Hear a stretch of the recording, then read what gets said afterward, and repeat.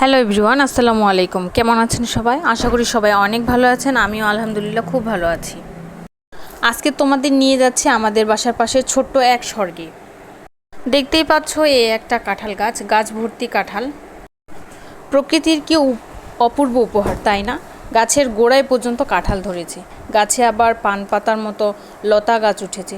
সত্যি অপূর্ব সুন্দর। এই সৌন্দর্য দেখলে সত্যিই মনটা ভরে যায়।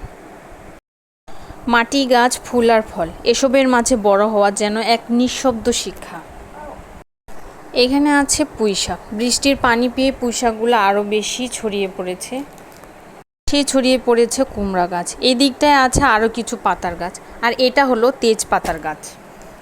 সত্যি কথা বলতে কি, সকালে এখানে এসে কিছুক্ষণ সময় কাটালে মনটাই ভালো হয়ে যায়। পাখির ডাক আর এই শান্ত পরিবেশ সব মিলিয়ে এক অসাধারণ অভিজ্ঞতা। চারপাশ বড় বড় দালান, তার মাঝে ছোট্ট এই বাগানটিকে স্বর্গই বলা চলে। আমার ছোট্ট সোনামণি এখানে খেলছে আর প্রকৃতির সঙ্গে মিশে যাচ্ছে একদম নিঃস্বার্থভাবে। আমরা চেষ্টা করি সন্তানকে প্রকৃতির কাছাকাছি রাখতে। এসব মুহূর্ত একটা দিনের নয়, পুরো জীবনের স্মৃতি হয়ে থাকবে। ভালো লাগলে একটা লাইক দিও, তোমাদের মতামত জানাও কমেন্টে।